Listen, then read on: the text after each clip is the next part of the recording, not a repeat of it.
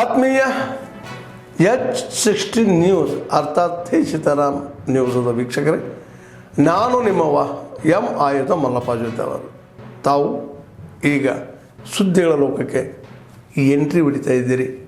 ಈ ಸುದ್ದಿಗಳನ್ನು ಪ್ರತಿಯೊಂದು ನೋಡೋ ಜೊತೆಗೆ ನಿಮ್ಮ ಅಭಿಪ್ರಾಯಗಳನ್ನು ಹಂಚ್ತಾ ಇರ್ರಿ. ಯಾಕಂದರೆ ಈ ಸುದ್ದಿಗಳು ನಿಮಗಾಗಿ, ನಿಮ್ಮ ಬದುಕಿಗಾಗಿ, ನಿಮ್ಮ ವೈಚಾರಿಕೆಗಾಗಿ, ನಿಮ್ಮ ತಿಳುವಳಿಕೆಗಾಗಿ ನಿಮಗೂ ಗೊತ್ತು. ಜೊತೆಗೆ ನಮಗೂ ನಿಮ್ಮೊಂದಿಗೆ ಇದೊಂದು ಮಾತಾಡುವಂಥ ಜೊತೆಗೆ ಸುದ್ದಿಗಳನ್ನು ಬಿಡುವಂಥ ಕೆಲಸ. ಈ ಕೆಲಸದಲ್ಲಿ ನಾವು ನಿಮ್ಮೊಂದಿಗಿದ್ದೀವಿ ಅಂತ ಹೇಳ್ತಾ ನೋಡ್ತಾ ಇರಿ ಸುದ್ದಿಗಳನ್ನು. ತಮ್ಮ ಮನೆಯಲ್ಲಿ ಮತ್ತು 5 ಮನೆಗಳಲ್ಲಿ ನಾವು ತಮ್ಮದು ಸೇರಿ 5 ಮನೆಗಳಲ್ಲಿ ದಾಳಿ ನಡೆಸ್ತಾ ಇದೆ. ಅವ್ರ ಉದ್ದೇಶ ರಾಜಕೀಯ ಕುತಂತ್ರನ. ಈಗ ವಿರೋಧಿಗಳು ಇಡೀ ಸಂಸ್ಥೆ ಇರೋದು ಸರ್ಚ್ ಮಾಡೋಕ್ಕೆ, ಆ ಕೆಲಸ ಅವ್ರು ಮಾಡಿದ್ದಾರೆ ನಿನ್ನೆ. ಆದರೆ ನನ್ನ ವಿಚಾರದಲ್ಲಿ ನಾನು ಮೊನ್ನೆ ಎಲೆಕ್ಷನ್ ಗೆದ್ದಾಗ ಸ್ವತಂತ್ರ ಅಭ್ಯರ್ಥಿ ಒಂದು ಎಲೆಕ್ಷನ್ ಪಿಟಿಷನ್ ಹಾಕ್ತಾನೆ ಏನಂತ ಕೋರ್ಟ್ಗೆ, ಇವ್ರದ್ದು ಅಸೆಟ್ಸ್ ಇನ್ನೂ ಜಾಸ್ತಿ ಇದೆ, ಫಾರಿನ್ನಲ್ಲೆಲ್ಲ ಇವ್ರ ಅಸೆಟ್ಸ್ ಇದೆ, ಇದ್ರ ಬಗ್ಗೆ ಕೋರ್ಟಲ್ಲಿ ತೀರ್ಮಾನ ಮಾಡಬೇಕು ಅಂತಾರೆ. ಆ ಕೋರ್ಟ್ ಕಾಪಿ ED ಅವ್ರು ಕಲೆಕ್ಟ್ ಮಾಡಿಕೊಂಡು ಯಾವುದೋ ಒಂದು ಫೇಕ್ ಡಾಕ್ಯುಮೆಂಟ್ ಅವರೇ ಕ್ರಿಯೇಟ್ ಮಾಡಿಕೊಂಡು ಬಂದು ನಮ್ಮ ಮನೆ ನಿನ್ನೆ ಸರ್ಚ್ ಮಾಡಿದ್ದಾರೆ. ನಮ್ಮದು, ನಮ್ಮ ಬಾವಮಯ್ಯದು, ನಮ್ಮ ಅಕೌಂಟೆಂಟ್ದು, ನಮ್ಮ ಆಫೀಸು 4 ಜಾಗಗಳಲ್ಲಿ ತಪಾಸಣೆ ಮಾಡಿದ್ದಾರೆ. ಆದರೆ ಅವ್ರು ಸರ್ಚ್ ಮಾಡುವಂಥ ಸಂದರ್ಭದಲ್ಲಿ ಯಾವುದೇ ವಿದೇಶಿ ವ್ಯವಹಾರವಾಗಲಿ, ನಮ್ಮ ಸಮಸ್ಯೆಯಲ್ಲಿ ಯಾವುದೇ ಒಂದು ನಿಯಮ ಬಾಹಿರವಾಗಂಥ ಒಂದು ಕೆಲಸ ಆಗಲಿ ಯಾವುದು ಅವ್ರ ಸರ್ಚಿಂದ ನೋಡೋಕ್ಕೆ ಕಂಡು ಬರಲಿಲ್ಲ.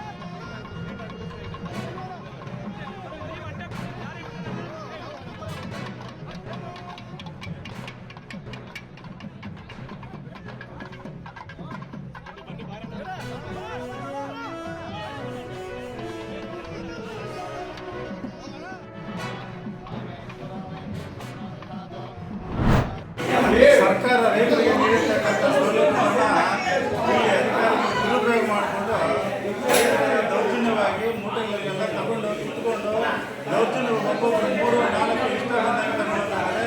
ಜೊತೆಯಲ್ಲಿ MLA ಫಾಲೋಯರ್ಸು ಮತ್ತು MP ಫಾಲೋಯರ್ಸ್ ಬಂದುಬಿಟ್ಟು ಅವ್ರು ಇಷ್ಟ ಬಂದವರಿಗೆ 3-4-5 ಇಷ್ಟ ಬಂದಂಗೆಲ್ಲ ತಗೊಂಡು ಹೋಗ್ಬಿಡ್ತಾ ಇದ್ದಾರೆ. ಇದು ಸರ್ಕಾರ ಸವಲತ್ತುಗಳು ಬಡವರಿಗಾಗಲಿ ಸಾಮಾನ್ಯ ರೈತರಿಗೆ ಸಿಗ್ತಾ ಇಲ್ಲ. ಇದು ದಯವಿಟ್ಟು ಅಧಿಕಾರಿಗಳು ಗಮನ ತಗೊಂಡು ಮುಂದಿನ ವರ್ಷಗಳಲ್ಲಿ ಹಿಂಗೆ ಮಾಡಬೇಕು. ಈ ರೀತಿ ದೌರ್ಜನ್ಯ ತಗೊಂಡೋದ್ರೆ ರೈತರಿಗೆ, ಸಾಮಾನ್ಯ ರೈತರಿಗೆ, ಬಡವರಿಗೆ ಅನುಕೂಲ ಆಗೋದಿಲ್ಲ. ಏನಿದ್ರು ಇದನ್ನು ಮುಂದಿನ ದಿನಗಳಲ್ಲಿ ಸರಿಯಾದ ರೀತಿಯಲ್ಲಿ ವಿತರಣೆ ಮಾಡಬೇಕು. ಇಲ್ಲ ಅಂದರೆ ಇದನ್ನು ಕೊಡುವುದೇ ಬೇಡ. ಸಿಕ್ಕುವರಿಗೆ 4-5 ಮೂಟೆ ತಗೊಂಡು ಹೋಗ್ತಾ ಇದ್ದಾರೆ, ಸಿಗದೇ ಇರೋರಿಗೆ ಒಂದೂ ಸಿಗ್ತಾ ಇಲ್ಲ. ಪಾಪ ಹೆಣ್ಮಕ್ಳು ಮುದುಕರು ಎಲ್ಲರೂ ಬಂದಿದ್ದಾರೆ, ಒಬ್ಬರಿಗೂ ಸರಿಯಾಗಿ ಸಿಗ್ತಾ ಇಲ್ಲ. ಮೊದಲು ಬಂದವರು ಸಿಟಿ ರೂಲ್ಸ್ ನಂಬರ್ ಪ್ರಕಾರ ಕೊಡ್ತೇವೆ ಅಂತ ಹೇಳಿ ನಂಬರ್ ಪ್ರಕಾರ ಮಾಡಿಕೊಂಡ್ರು. ಮತ್ತೆ ನಂಬರ್ ಕೊಡ್ತಾ ಇದ್ರೆ ಅಧಿಕಾರಿಗಳು ಯಾಕೆ ಅವ್ರನ್ನ ಕನ್ಸಿಡರ್ ಮಾಡಿದಾನೆ ಈ ದೌರ್ಜನ್ಯವಾಗಿ ಬಂದುಬಿಟ್ಟು ಫಾಲೋವರ್ಸ್ ಎಲ್ಲ ಇಷ್ಟ ಬಂದಂಗೆ ತಗೊಂಡು ಅವ್ರ ಫಾಲೋವರ್ಸ್ ಎಲ್ಲ ತಗೊಂಡು ಕೊಟ್ಬಿಡ್ತಾ ಇದ್ದಾರೆ. ಈ ರೀತಿ ಕೊಟ್ಟರೆ ಬಡವರು ಮತ್ತು ಸಾಮಾನ್ಯ ಜನರು 2014ರಲ್ಲಿ ದೇಶದಲ್ಲಿ ಅಧಿಕಾರಕ್ಕೆ ಬಂದ ನಂತರ ಈ ದೇಶದ ರಾಜಕೀಯ ಸ್ವರೂಪವನ್ನು ಅವರು ಬದಲಾಯಿಸ್ಬಿಟ್ಟು ನಿರಂತರವಾಗಿ ಅವರ ರಾಜಕೀಯ ಇತಿಹಾಸವನ್ನು ನಾವು ತಿಳ್ಕೊಂಡ್ರೆ ಅವರ ರಾಜಕೀಯ ಹಿನ್ನೆಲೆ ರಕ್ತಸಿಕ್ತವಾಗಿದೆ. ಗುಜರಾತ್ನ ಮುಖ್ಯಮಂತ್ರಿ ಆದಾಗಲಿಂದಲೂ ಕೂಡ ಸಾವಿರಾರು ಜನರ ಮಾರಣ ಹೋಮಕ್ಕೆ ಇವತ್ತು ಸಾಕ್ಷಿಯಾಗಿದೆ ಅವರ ಆಡಳಿತ. ಈಗ ನರೇಂದ್ರ ಮೋದಿ ಕೇಂದ್ರದಲ್ಲಿ ಬಂದ ಮೇಲೆ ನಾನು ವಿಶ್ವಗುರುಗಳು ಅಂತ ಹೇಳ್ಕೊಂಡಿದ್ರು ಕೂಡ ಆತನ ಯೋಗ್ಯತೆಗೆ ಕನಿಷ್ಠ ಮಣಿಪುರದಲ್ಲಿ ನಡೀತಾ ಇರುವಂಥ ಗಲಭೆಗಳನ್ನು ತಡೀಲಿಕ್ಕೆ ಸಾಧ್ಯ ಆಗಲಿಲ್ಲ. ಅದರ ಜೊತೆಗೇನೆ ಇವತ್ತು ಕೇಂದ್ರ ಸರ್ಕಾರದಲ್ಲಿರುವಂಥ ಸ್ವತಂತ್ರ ತನಿಖಾ ಸಂಸ್ಥೆಗಳು ಇಡಿ ಇರ್ಬೋದು, ಚುನಾವಣಾ ಆಯೋಗ ಇರ್ಬೋದು, ಸುಪ್ರೀಂ ಕೋರ್ಟ್ ನ್ಯಾಯಾಧೀಶರ ಆಯ್ಕೆಗಳಿರ್ಬೋದು, ಇವೆಲ್ಲವನ್ನೂ ಕೂಡ ಇವತ್ತು ಸಂವಿಧಾನೇತರ ಸಂಸ್ಥೆಗಳನ್ನು ಇವತ್ತು ಅವರ ತಿರುಚಿಬಿಟ್ಟು ತನಿಖಾ ಸಂಸ್ಥೆಗಳನ್ನು ದುರುಪಯೋಗಪಡಿಸಿಕೊಂಡು ವಿಪಕ್ಷಗಳ ಮೇಲೆ ಅವನ್ನು ಛೂ ಬಿಡುವಂತಹ ಎಲ್ಲ ರೀತಿಯ ತಂತ್ರಗಾರಿಕೆಗಳನ್ನು ಕುತಂತ್ರಗಳನ್ನು ಇವತ್ತು ನರೇಂದ್ರ ಮೋದಿ BJP ಸರ್ಕಾರ ಮಾಡ್ತಾ ಇದೆ. ಇವೆಲ್ಲವೂ ಕೂಡ RSS ಪ್ರೇರಿತ ನರೇಂದ್ರ ಮೋದಿಯ ನಿರ್ದೇಶನಗಳು. ಆದ್ದರಿಂದ ಏನಿವತ್ತು ಕಾಂಗ್ರೆಸ್ ಜನಪ್ರತಿನಿಧಿಗಳ ಮೇಲೆ ಅವ್ರು ಮಾಡ್ತಾ ಇರುವಂಥ ದಾಳಿಯನ್ನು ನಾವು ಖಂಡಿಸ್ತಾ ಇದ್ದೀವಿ. ಮುಂದಿನ ದಿನಗಳಲ್ಲಿ ಕಾಂಗ್ರೆಸ್ ಪಕ್ಷ, ಕಾಂಗ್ರೆಸ್ ಕಾರ್ಯಕರ್ತರು ದೊಡ್ಡ ಮಟ್ಟದ ಹೋರಾಟವನ್ನು ಧೈರ್ಯವಾಗಿ ಈ ನರೇಂದ್ರ ಮೋದಿಯ ಕುತಂತ್ರಗಳನ್ನು ಎದುರಿಸುವ ಶಕ್ತಿ ಕಾಂಗ್ರೆಸ್ ಕಾರ್ಯಕರ್ತರಿಗಿದೆ. ಯಾಕಂದರೆ ಈ ದೇಶವನ್ನು ಕಟ್ಟಿರೋದು ಕಾಂಗ್ರೆಸ್ಸು, ಈ ದೇಶಕ್ಕೆ ಸ್ವಾತಂತ್ರ್ಯವನ್ನು ತಂದಿದ್ದು ಕಾಂಗ್ರೆಸ್ಸು. ಆ ನಿಟ್ಟಿನಲ್ಲಿ ಕಾಂಗ್ರೆಸ್ ಕಟ್ಟಿರುವಂಥ ದೇಶದೊಳಗಡೆ ಬಂದು ತೂರಿಕೊಂಡು ಇವತ್ತು ಈ ಮನೆ ಸರಿ ಇಲ್ಲ, ಹಂಗಿಲ್ಲ, ಹಿಂಗಿಲ್ಲ ಅಂತೇಳಿ ಕಾಂಗ್ರೆಸ್ ಪಕ್ಷವನ್ನು ದೂಷಣೆ ಮಾಡ್ತಾ ಇರುವಂಥ ನರೇಂದ್ರ ಮೋದಿಗೆ ಈ ಸಂದರ್ಭದಲ್ಲಿ ನಾವು ಧಿಕ್ಕಾರವನ್ನು ಕೂಡ್ತಾ ಇದ್ದೀವಿ.